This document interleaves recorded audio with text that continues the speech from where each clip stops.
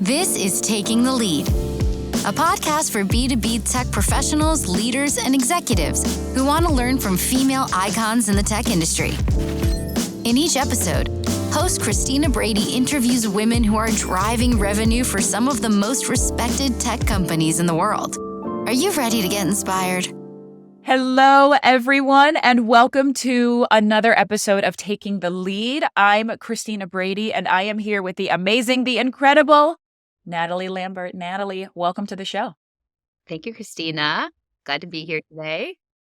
It is exciting, and it is a long time in the making. We had a moment where, in my mind, I was like, of course I've had Natalie on the show. I said, I have not had Natalie on the show. And so then I forced her to very, very quickly get prepared and come on the show because I needed to. So thanks for doing that. Yeah, I love chatting with you. It always re-energizes me, it refocuses me. So yeah. Well, and today's a special day for you, and you even agreed to kick off your special day, right? I did. Yes, me and my husband are celebrating a wedding anniversary. So what better way to kick off our romantic evening than with Taking the Lead podcast? I'm excited to be here. Yes, wonderful. Well, same. And like we kick off all of our episodes, I want to hear about where you got where you are, starting from the very beginning, and you can take that to mean whatever you want and as weird as you want, all the way to your current CRO position. Tell us the tale. Yeah, I like this story so much. It just reminds me of some of the most fun memories that I have. So I'll start. Graduated 20 some years ago, and I was lucky enough to find this small startup out of Indianapolis. At the time, it was a company called Technical Youth, YOUTH. They were 2 co-founders and I think 3 employees, and they were looking for their next technical recruiter.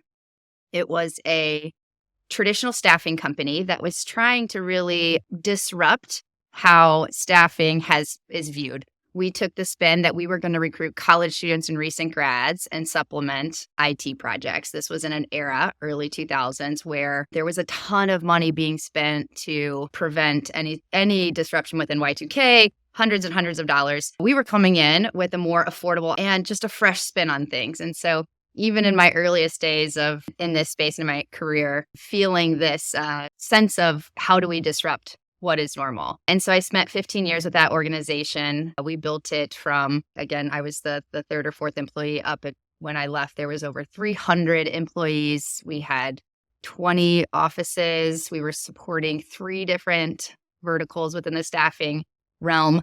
Technical Youth very quickly blossomed into a full service IT staffing firm.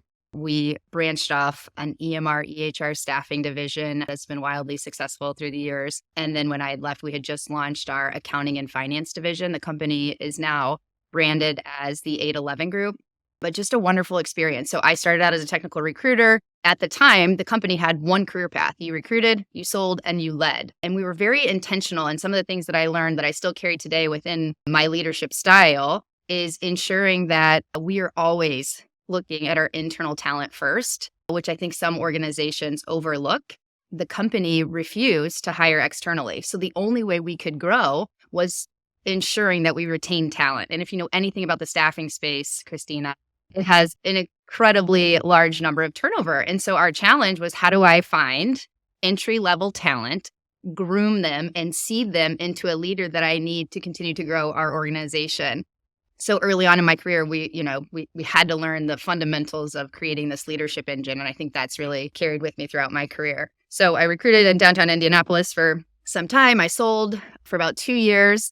And at the ripe old age of 24, I'm not sure how the story went, but I'm pretty sure I demanded to open up our Chicago branch. And they let me. So we opened up our Chicago office and started operations there. Again, technical recruiting, sales. And then a few short years later, we plucked one of our high-performing sales reps out of Indianapolis, opened Milwaukee.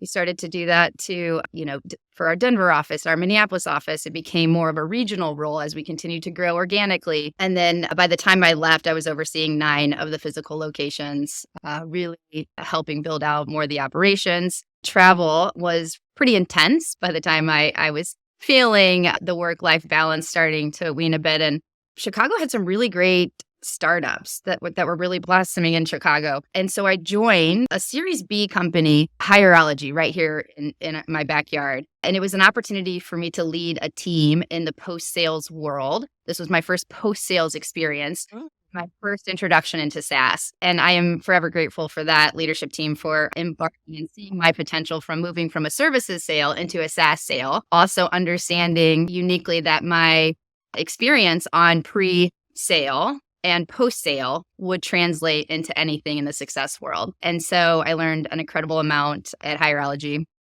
And then I actually moved to another great tech startup, but you're probably more familiar with the company Upwork. They are a San Francisco based, but when I joined, we're launching our enterprise division. And that was an incredible journey pre-IPO to IPO.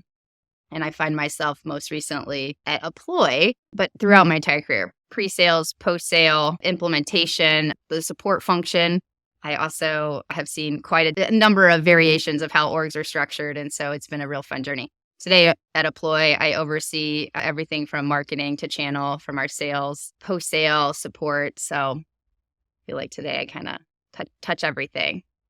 I mean, you've done it all. I would say what's interesting too is without necessarily meaning to, you wound up finding this very linear journey where every step along the way, you've gained a little bit of the knowledge and the acumen that you're going to wind up needing to do in your next role. And so now, yeah, you're ready to lead all of go-to-market in a chief revenue officer role because every experience that you've had has given you one piece of what you need to be able to do that. Yeah, I do believe that each of my experiences have been incredibly impactful and important as I continue to grow myself, my career, as I grow personally and professionally. There's not a time when I can look back that I regret or feel that this didn't need to happen or this was a waste of time. I think I needed to immerse myself in each of my journey or experiences to be where I am today, Yeah. Well, and if I'm reading between the lines, while every experience has been impactful and you've learned a lot, and I think it's important for everyone to be able to realize that it's not always going to be easy. It's not always going to be sunshine and rainbows. You're going to have moments where you and your colleagues and your peers are absolutely humming and you get along and you're on the same page and you are zippy and zappy. And then there's going to be other times where you have friction at work. And I would go so far as to say that you learn as much, if not more, through those moments of friction than sort of again, it's never easy, but some of the more like, we're smooth, we're humming, we're building. It's just a different kind of experience. And I think you take all of that with you. Yeah. Two things come to mind when you say that is one, this is a piece of my leadership style. I have learned throughout my experiences that I deeply enjoy the exercise with my peers around discuss, debate, and commit. To me, when these critical conversations happen, I feel I am more aligned with my peers. I am more committed to what we've decided on, whether it's what I wanted to do or not. The exercise of discuss, debate, and commit is so powerful for me. And when I seek an organization and I'm looking and examining the leadership teams that I'd be joining, this is what I look for. Tell me about a time when you, as a leadership team, come together in agreement and committed to the organization, what you want to do. So that's the first thing that comes to mind. And the second is, I notice at times when there's friction, it might be an opportunity for me to take a step back and see if the business is serving me and what my needs are any longer. It would be nice to say you could work for a company for 35 years, but I do believe at times you do come to a place in your position where either you're ready for the next level or it's just not serving you. And I think that's where sometimes those frictions need to be identified in two different ways. But I heard you in two different scenarios when you were saying that.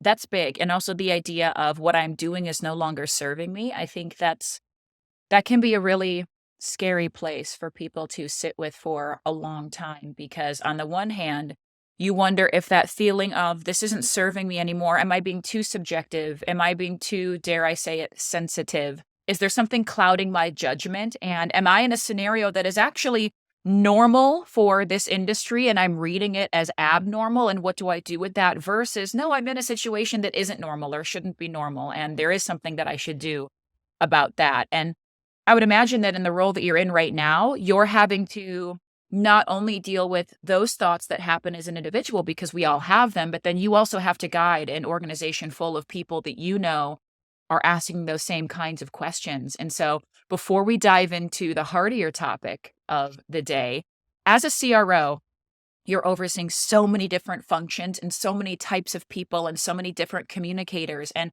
how do you find yourself being able to compartmentalize that and guide people making those really tough qualitative decisions? I don't know if I've mastered it, but I do believe the more unique functions that a leader oversees, you have to ruthlessly prioritize and communicate the bigger vision. So if everybody knows where we need to be in 3, 6, 9, 12 months, 5 years, then backing into what is important now to get there is a really critical conversation that I have to have with my leadership team. My leadership team also has to understand what's important for their organization. So if we have X number to hit by the end of the year, how do we get there? And what is each function responsible for? And how are they ruthlessly prioritizing? And so I feel my team today has done a great job with understanding the vision, understanding where the organization needs to go and what their responsibility is within that. And that's been really helpful. Obviously, making sure you have incredible people leading your functions is a big piece of it as well, making sure that you have the right leaders in the right spots. Oh man, we could do a whole episode on I that, know. couldn't we? The right people in the right spot, the right role, right company. And I mean, the key here is ambiguity. And that's almost sort of the crux of our conversation is ambiguity exists and we have to decide what to do with that. And sometimes ambiguity can make people question, is this normal? Is this not normal? Is this me? Is this the company? And one of the questions that I get in my role a lot from the executive leaders that I work with is client success, account management, CS, what are they supposed to do? And they ask me that and I pause and I go, okay, well, there's not really one answer to that. And that's normal, right? And they're like, well, how is it? I said, there's so much nuance because it's a lot easier to see how to structure a new business sales motion of landing the logo, bringing in the logo, building out a process around that. But the way that you take care of your customers and how you address your customer lifecycle from a product adoption or risk mitigation or growth or upsell almost completely depends on the company. That portion of the team almost always seems like it's a custom build. So that ambiguity is normal, so difficult for a company to navigate, especially if your leader has never built a CS org before or never functioned in one. You may find yourself saying, I've built this before and this team should hold a quota. And the leader you're working with says, no, they shouldn't hold a quota because they've never held a team that had one. So stepping off of my soapbox, you were able to quantify sort of 3 main areas where CS teams settle. So let's start there. In your opinion, when I say, how do you structure a CSM team? Where are your buckets? Yeah, that's such a great question and something it's been fun to learn, right? I've spent the past 5 or so years within the post-sale environment, leading a bunch of different types of organizations, and they were all very unique. And I don't think that was by accident. To your point, these custom builds, if you think about any organization, how they land on the role and the function is really based on what am I trying to accomplish? What is the culture of our organization? Who are our customers? And where is our product, right? And so I think of, I will say they land in a few different buckets to your point. You typically see a traditional quota-carrying CSM team that act or feel a lot like account management, handling everything post-sale, from upsells to cross-sells, retention. That's one that I've seen, and I've seen it be very effective. There's another that I feel that might just be more usage, adoption, and retention, where they have an account management function that's separate outside of that, and that also works. It's also a really important part of revenue, right? Is making sure that we are encouraging our customers to use, adopt, and see the meaningful results of our platform and retaining those dollars. And then I think the third, which is a very unique one and also very indicative in the SaaS space, is what I tend to circle around is like product enablement. So it is different, a support function, but a CS team that really helps enable and optimize how the product works. And so very different. It is an important piece of indirectly retaining revenue or even growing revenue. But I've seen these work very effectively in different environments. Those 3 buckets, I feel like we need 3 hours to dig into each of them. But I love the way that you quantify that, because also the one that I see left out so often that is so critical is that product enablement focused CSM role. And I also find too, you were playing around with the nomenclature. I've had companies where their AMs act more like what I, in my experience, would say are traditional CSMs, and CMs that in my experience are more traditional AMs. To get sort of a foundation here for this conversation, because it's almost impossible, I typically quantify account managers as quota carrying. Mhm. Is that how you view it? Okay. Yes. So for this conversation, not saying it's right or wrong.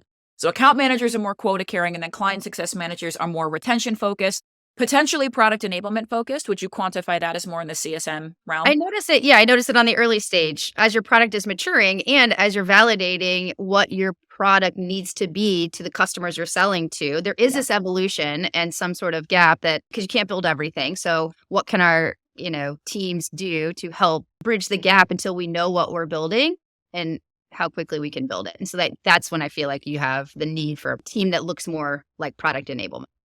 Yes. Okay. Love that. Let's jump into bucket number 1. Yeah. The quota carrying AM. What are some of the areas in that role that you feel like are a non-negotiable? You have a company that says, okay, our AEs used to be hybrid, right? Because that's where it starts. So like our AEs used to be hybrid. They were landing, they were expanding. And then what always happens is your account executives are now hitting their target by just supporting their existing customers, and the new logo gain starts to drop because they say, well, look, it's taking up all of my time to help my existing customers, but my existing customers are spending all this money. So I'm hitting my quota regardless. We're fine. And the company goes, no, this is not fine. It is time for us to go hunter, farmer, land expand, whatever they want to call it. So now they've decided to segment them, and they're going to do a quota carrying AM. What are some of the non-negotiables of that role? My disclaimer here is I have never been in an organization where I could replicate the playbook that I used before. Every single organization is so unique and so different. I can take large chunks and big themes from each playbook and apply it to an organization that I'm working in. However, it doesn't always fit. You have to custom create any post-sale organization. And I would say, in my experience with carrying AM, you have to have a function of relationship building. And I say that because that's where it starts. You need to intimately and deeply care about your customers, the problems that you're solving for, and how deeply you understand their journey to this point, right? Most account managers are given a book of business or an existing customer base, and their job is to upsell, cross-sell in some way, gain more revenue from that customer base. And I will say you cannot do that unless you understand their journey, unless you understand why they embarked on the partnership to begin with. What has their onboarding or implementation journey been thus far? How much are they using and adopting the platform? And are they seeing the results they expect from the platform or the services that you offer? And has that evolved since the time they purchased? And I think a great account manager will be passionate about learning their customers and their journey and their experience and their pains as it exists today. And does your product and service even offer a solution for them? Right? I think those are non-negotiables. And so it's a great position because you care. You see they're highly motivated to be successful. They are likely money motivated, but they sit in a place where the relationship is important to them as well. And they come to work knowing that they're solving big problems for their customers. And I do think that the best AMs, you see that, you feel that in their work. Yeah, absolutely. I mean, that was a hit list to carry us through. And sort of the other big question around a quota carrying AM is not a lot of folks understand how to compensate them. And I think to your first point that I just want to keep hitting on throughout this entire episode is that there is no set playbook. You can't look at this and say, look, we did this way at XYZ company. And so we're going to come here and we're going to do the exact same thing. That can happen. A stopped clock is right twice a day, but it doesn't mean that you can take the same playbook from where you've been and the same comp and quota structure. So if you were to advise folks on how to start to compensate, bonus, commission, quota, how do you do that and like what levers do you start to think about in terms of how you want to build out that plan? Yeah. So a couple things I've learned in my life that as it relates to comp plans, make it super simple. Oh, yes. Nobody wants to Please. create pivot tables or be in an Excel sheet. Make it so painfully easy and obvious and simple for your reps. They just want to sell. They just want to make money. They just want to win. So making it as simple as possible, taking, the decimals and the fractions out of it, make it simple for them. That's my first thought. My second thought is, where does the company need to go? So with specifically today, we have very specific targets on our 3 to 5 year plan, but it starts with the foundation of I need more facilities to service so that I know I can get to this X number of revenue. And so this year we're focusing on a very specific number that isn't necessarily revenue specific. It's gaining the logos or the locations in order to upsell them in 2 to 3 years, right? And I think that that's an important piece of it. And it's aligned with what our product is building. And so the objective for my account managers today is retain the logos that we have and grow the number of facilities that we are servicing so that when our product continues to evolve, we can go deeper within our current customer base. And so the comp plan today is twofold. It's one, how much revenue are you retaining and upselling, the delta there? And then how many new facilities are you adding to your current book of business? And those are incredibly powerful. I do believe that starts to evolve, but I need to incentivize the AMs to achieve what's important for the business today, but also that's building the foundation for what we want tomorrow. But next year, we might not need to compensate in the same way. And so the secondary piece that I've learned about compensation is not changing it too often, right? And so you have to be very mindful that once your reps get in a rhythm, after you've rolled out the super simple to understand comp plan, you don't change it right away. You keep it consistent for as long as you can until it makes sense to change again. Then they get confident in how they're getting comped. Oh my gosh, absolutely. I love that. Do you typically see quota-carrying account managers? Because they do usually, I even hear these called growth AE sometimes, not to further complicate this, but on more of a traditional sales type of salary where there's an OTE split where, you usually see AEs that are in like the 50-50.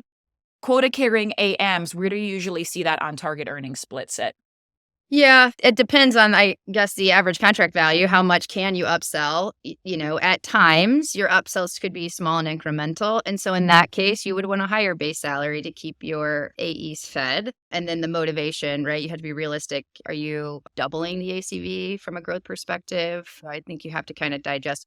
I might try to work backwards. A lot of times, what do I expect my AMs to make if they have a very successful year? And then based on the company's goals and objectives, what I need, how much of that do I feel they can earn based on their book of business? And I do think that there was a great exercise I just went through as I look into 2023 with my head of sales. And we looked at what are we asking them to do? How much do they have available to them? If they have a great year, what revenue can they obtain? And how should we be compensating them for that? And I think that's where the split is. But again, no comp plan or within each company should be the same. So I don't know if that's a good answer.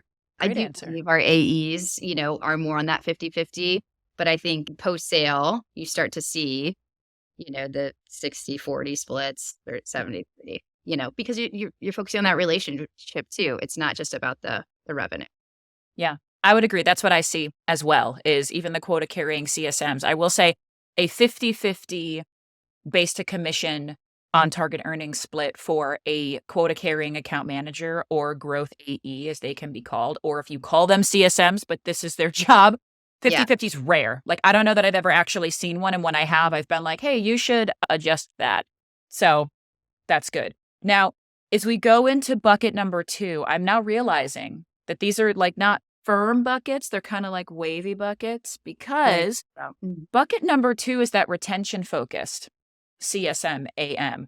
But sometimes quota carrying AMs can also hold a logo retention target as a part of their quota. So I'm going to say that as an asterisk that we may or may not have time to get to, but keep in mind that just because you have a quota-carrying account manager who is responsible for growing their book, upselling and cross-selling. It does not mean that you cannot also have some sort of a KPI for retention.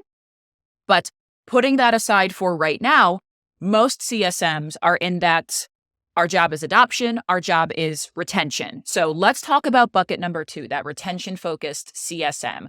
If I'm building one of those, what do I think about? So that's great. It's a great question, and also should be uniquely tailored to each organization. But at the end of the day, I think it's important to note some customers will churn. Yeah, That is just something you need to bake into your expectations. You're not going to keep every customer, even if you are solving big problems for them. And even if your platform is delivering, there could be a changing of the guards that just want to bring their new favorite, service to the table because that makes them more successful and efficient in what they're doing. And they don't want to learn a new tool or software. And so your post-sale team could be doing everything right. And there's still just some innate churn. You can help mitigate that. But I do believe that that's an important piece of it. You should also understand what the business needs from a retention perspective. So whether you are looking at going public and you're in this IPO phase or certain numbers and criteria there. If you're looking for your next round of funding, there's certain things that your investors are going to need from a retention perspective. And there's, that band of like your retention should be here. And then there's also the type of churn that is okay. Apploi has very intentionally decided to move upstream, meaning we are going to target more mid-market enterprise and large enterprise business, where historically we have serviced a large number of SMB customers. And so as we continue to strengthen our go-to-market as we move upstream, we know with that decision that we are no longer intentionally servicing our SMB business. Our product is moving upstream. Our marketing is moving upstream. Our AEs are moving upstream. So in turn, we want to build our CSM or our post-sale and our CSM portfolios to also move upstream. But that means we are no longer servicing in the same way the SMB business. And so churn should be expected. We will do what we can to serve a one-to-many, but we can no longer treat our SMB business in the same way. And so for our experience right now, we should expect some sort of churn, right? That we want to outpace with higher level deals, larger ACV, larger customers, because that's the strategic vision that we have. And so I think that there's a piece of what do you want? What can you expect? And what do you need from a retention perspective? And I think that's a big piece of it. And then there's the whole aspect of like, how are you measuring your retention? How are you managing to it? How are you forecasting it? I think those are all really interesting concepts to navigate that, each organization can work through. Well, and that's tricky. I mean, that piece of it's tricky because I had a revenue leader one time that referred to sort of that as red revenue, right? Where it's like not every customer that we have, we want to keep. Like we have to fire customers sometimes for various reasons. Sometimes they're not a fit for our product. And for us to continue to amend the product for a use case that doesn't scale isn't good for the business. And that winds up putting us in the red. Maybe, I mean, it could be a customer with a bad attitude, like all the way down to that, where red revenue can be a lack of product fit, a lack of market fit, a lack of fit with our culture, whatever it may be. But now we have this element of red revenue. And how do you figure out a way to ensure that your retention-focused CSMs are able and supported when they identify red revenue?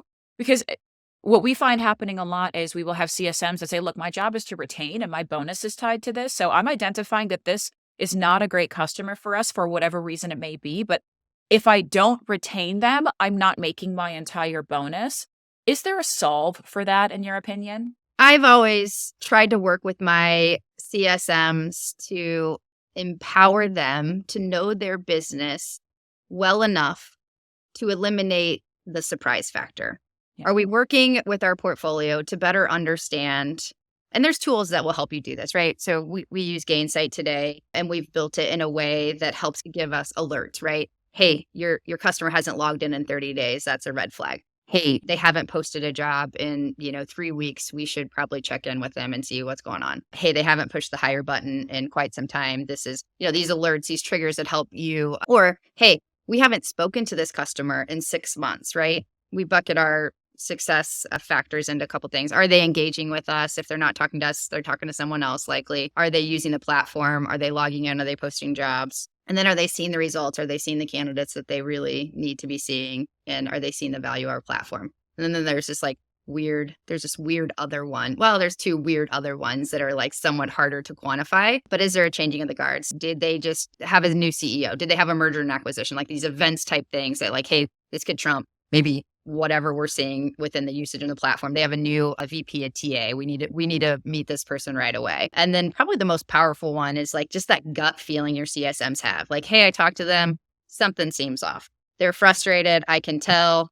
That's what you trust the most. And so empowering your reps to have some sort of visibility into like, where do I spend my time? I can't service all 200 customers in my portfolio. How do I manage my time and prioritize my engagement with my customers in a way that I know I can service the most important customers, right? And so there's also a second exercise I help my CSMs with is giving them better visibility into their entire portfolio. I really work to build books that they can spend, they can understand or tag 20% of their portfolio that's driving 80% of their revenue, right? How do I know I'm focusing on and prioritizing my time to service what's going to impact the biggest bulk of my business? Not every portfolio can get there, but that's what you should be striving for. And that's something I've carried into a couple different of my organizations, these large concepts around how am I prioritizing my time to focus on the customers that aren't the loudest, but that are the most important.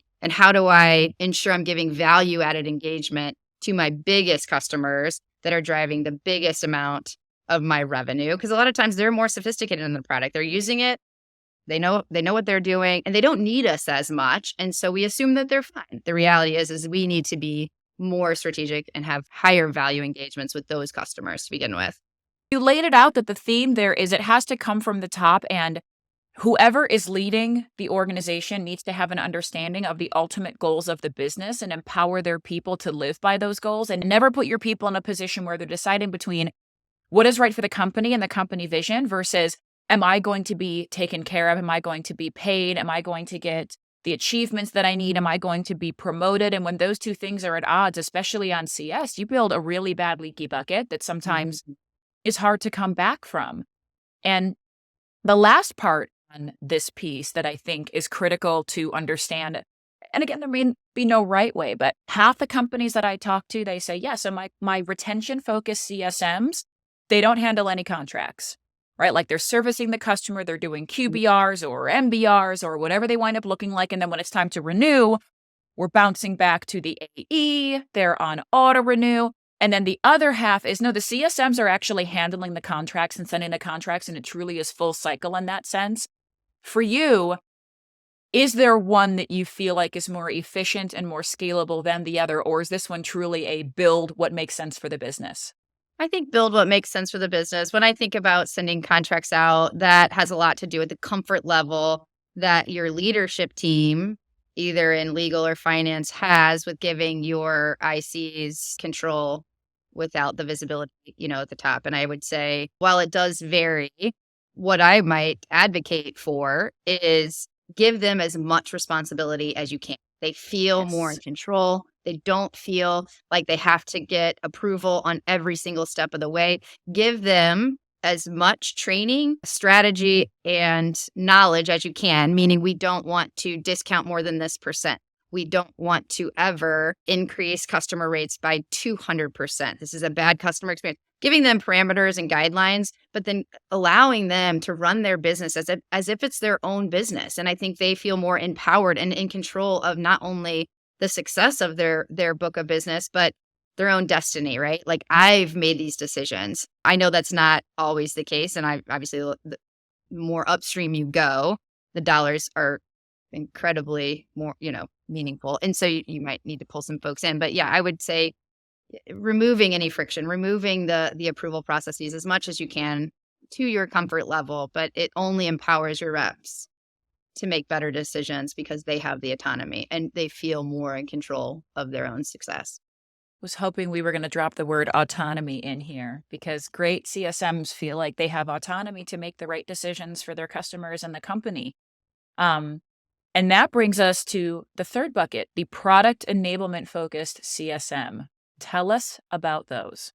Yeah. So this is a great one. I will say this is a necessary evil in some organizations. We talked about as organizations progress, and depending on how the entire revenue, pre-sale and post-sale team is structured, there is potentially a need for product enablement, meaning their work is incredibly important to ensure that the customers are onboarded in a way that's smooth and efficient. A lot of times onboarding and implementation and configuration can be very manual. Maybe there's a migration that has to happen that product can't just easily do or build. The other thing I think about is post-sale or post-implementation. There are things that our customers need that's unique to them that we can't necessarily build. I think of custom reports that we might have to build for them, or invoice reconciliation that we might have to help them from a clarity perspective. I also think of integrations. We cannot build integrations for everyone and everything. The tech stacks are just too complex.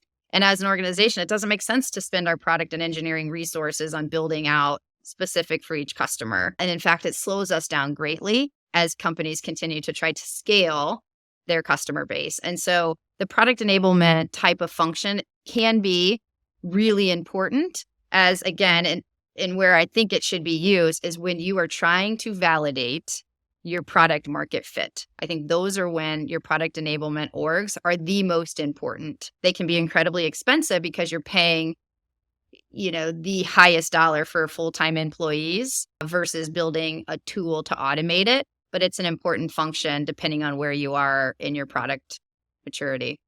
This is a big one. How do you measure these folks? Oh, so hard. I know. I didn't mean to hit you with a really hard question, but then I did. It also is incredibly hard to ensure that the rest of the organization understands the work that they do, right? I believe strongly if you're going to have a product enablement type success team, you need a really strong ticketing system. You need a really strong feedback loop to your product. At my last organization, I had an incredible leader who designed and executed an internal voice of the customer. So we were surfacing back feedback to our product team based on what we saw from our customers. So it wasn't necessarily what our NPS score was telling us, and while we did incorporate it, or what the customer was directly telling us, we were actually trying to quantify it through trouble tickets, bugs and instances, just anecdotal things that our customers are saying, or the time it took us to do certain migrations. And so we took a more formal approach to ensuring that the product enablement team could surface back feedback to the product team to try to help, prioritize what is our product roadmap. And that could be really instrumental. And so from that's one piece of it is how's our product enablement team informing in a meaningful way our product roadmap to make it easier and more efficient for our customers. And then I think the second piece around that is everybody needs a number. Everybody works. They need to end their week knowing that they have achieved or not achieved something.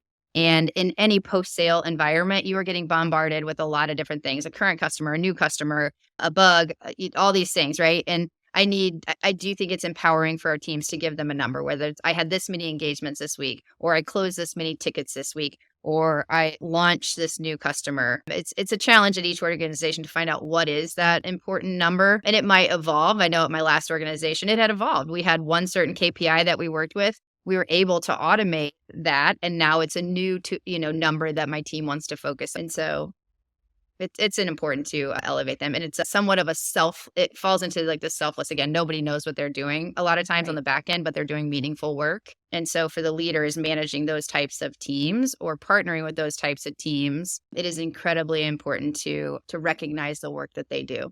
I feel like that was a master class in building CS orgs. And you and I both know, coming from building and running CS orgs in the past, that we scratched the surface. But unfortunately, we only have a little bit of time together and we only get to scratch the surface. And so you're probably going to get hounded on LinkedIn. So I'm not sorry, but I am a little bit.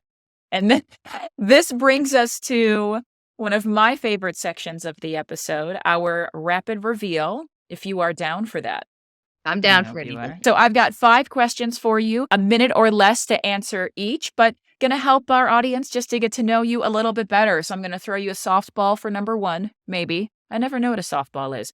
But number one, who was your very first mentor? Professionally, I would say my very first boss, Ryan Hasbrook. He's the CEO of 811 Group. What a wonderful man. One, to take on just a bubbly marketing grad from Indiana who really didn't know a single thing about technology. He really saw, my potential, and he worked with me. He gave me some critical pieces of advice, but he taught me how to sell. He taught me how to lean into being vulnerable. He taught me how to be human as well as a great professional. He taught me the importance of having fun in your job. Building a small business or any business is incredibly hard work. And he also trusted me to do what I needed to do to build the business that we were running. And he still today is that when I look back, there's sound bites that I can still pull from him that are incredibly powerful. I still regurgitate some of these lessons that I've learned from him, over and over again in my career. And so I would not be where I am today without, Ryan and our CFO, Jeff, taking a shot on me right out of school and continuously investing in me. You don't work for someone for 15 years. I work for the same two folks for 2 years or 15 years. And you don't do that on accident. These folks challenged me. They helped me grow. They gave me an opportunity. They continuously gave me an opportunity. And I will forever be grateful for them. And they are just also now wildly successful. So they're fun to, That was beautiful. See, This is why I love these questions. But number two, the one that I get the most pleasure out of hearing, what is an irrational fear of yours? An irrational fear. Yeah. Oh, Christina, this is so embarrassing. This is this is such a childlike irrational fear. I have this bizarre fear of crossing bridges. I don't know where it comes from. I don't know how. I still, to this day, break out in a sweat. I'm, shaky. I see it. The ones that are more dramatic, right? They have like the bigs and you have to go over. I feel my whole body tightening up. I have to grab, the oh shit handle in the car and I have to roll down the window. In my mind, I have to find an escape plan going over a bridge. I am 42 years old and this is still a challenge for me. I think I've gotten better at it. But what is odd is sometime in my 20s, I was talking to my little sister about this and I said, I have this weird fear of bridges. She also shares the same irrational fear that I do. So I suspect it's a genetic thing and I'm just going to blame it on my genetics. That's my irrational fear. I also suspect that it's, I don't know, like a real thing because it's not like a bridge has never collapsed. It's not like this has never happened. Mm-hmm. This never could happen. Bridges, bridges collapse. Sometimes they're not sound, know? So I also feel like you're like, when's the last time this was inspected? That looks kind of rusty. Do I want to drive my car over it? Those kinds of things. So I feel you. All right. Number 3. What was your dream job as a child? This is also so silly. And you know what, though? I wanted to be a cheerleading coach. I was passionate about competitive cheerleading. I don't know why or how, but in my mind, this was going to be my thing. I was like, I knew how much money my parents had spent sending me through all these camps and these leagues. And it was, very fun and exciting for me. And I love the coaches. And so I was like, I want to be that person. So it probably doesn't surprise people. I'm a energetic, spazzy person. And so, I wanted to be a cheerleading coach. It didn't work out. So sometimes you're my cheerleader, and it's never too late, Natalie. It's never too late to do that work, All right. Number 4, what is the last great advice that you received? Oh, the last great piece of advice I've received. Yeah. So this might be relevant for our audience today. I know a lot of people right now are in search of their next opportunity. I know the tech world has been hit hard, and I know that could be a very scary and challenging place. And I recently was in the job market myself looking for my next opportunity. And I had a coach that I worked with through a couple organizations. Her name is Julie Hess, and she is a wonderful executive coach. I believe she just released a book, and she really works deep into the psychology of what you're looking for, why it's important. And I would say through my exploration of my next opportunity, the one thing that kept coming back to me that she had told me was when you embark in a new engagement with an employer, you are actually entering a contract. This is a mutually agreed upon contract that you are having with your new boss. And that mutually agreed upon contract is you are agreeing to make sure that they are successful in what they are doing. It is my job working for them to ensure that I make them successful. But in turn, it is their job to ensure that I have all the resources, the training, the team to be successful. And I think that was really powerful as I was engaging in conversation with potential employers is, can I make them successful? Is the company set up in a way where I can make sure my boss is successful? And in turn, do they have the ability to coach, train, and give me the resources, potentially team members that I need to be successful? And I know a lot of people are probably looking for their next opportunity right now. And I encourage them to see this as a mutual agreement that you want to embark in. So I would say that. And thank you to Julie Hess. I know she's Dang, Julie Hess. I feel like we also just hit number 5 because by spitting out her feedback, that was amazing. But number 5 is what the last great feedback that you gave. The feedback I gave. Oh, that's a great question. You know what? I just had my sales kickoff this week. We were in Arizona and I had the marketing team there, the channel team there, the sales team there. And we were enjoying the after conference festivities. And one of the reps he pulled me aside and he said, "Can we talk?" I said, "Sure." And he started with apologizing. He had a deal that went south and we knew it was a good deal for the company. Everybody wanted to land it. He was obviously the AE on it and he was apologizing to me.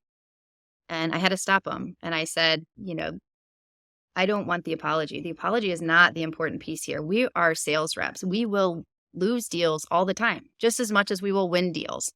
It's not an apology that I think is important. What I would love to hear from you is, what did I learn? If we aren't learning, if we aren't growing, we don't want to be, if we're not learning or we're not growing, we aren't going to continue to win. Every single loss for an account executive or anyone on a sales and revenue team, any churn customer, yes, you probably feel bad because you also wanted it. You wanted to win it for the company. You wanted that feather in your hat. You certainly wanted the commission check. So I know you're losing too. And so it's not about the sorry. This is about, what did we learn? How are we growing? And what could we have done differently? I think taking stock in what we learned in that. And so the feedback is, even as a sales rep, it's not sorry. We know you lost just as much as we lost it. It's like, how could we have learned? How can we grow? And in fact, the conversation flipped. I could have asked more discovery questions. I could have been better. There was 2 or 3 things when I look back at the conversation with this opportunity, I know I could have probably asked that. And you know what? Next time he will ask that because he lost it as well. And so changing your sorry into what could I have learned is a big, that was a big piece of advice that I was probably given at some point in my career. And so I think that was the most recent. What a beautiful bow. You're a wonderful human, Natalie Lambert, and people are going to want to find you, talk to you, connect with you. So where can folks find you to learn more about you, learn more about what you're doing? How do we hunt you down? Yeah. I would say LinkedIn is the most obvious, Natalie Lambert on LinkedIn. And you might also see me, if you're in the Chicagoland area, you might bump into me at farmers markets or the Chris Kendall Market. My husband and I also run a wonderful little small business for it's baking kits for kids. We call it Mini Mitts, but you can find us in some of your local Chicago farmers markets and out and about. So if you're looking for great gifts. Yeah. I'm obsessed with it. This is amazing. Natalie, thank you for coming on the show and letting me absolutely drill you to death about CS and AMs and the nuances. I know it's going to help so many folks out there who are trying to navigate this. So thank you for being a wonderful guest on the show. Thank you, Christina, for having me. I love our chats. Me too, always. Thanks for joining us on this episode of Taking the Lead. If you're looking for more inspiring stories from women leaders in B2B tech, then visit us at motionagency.io/takingthelead.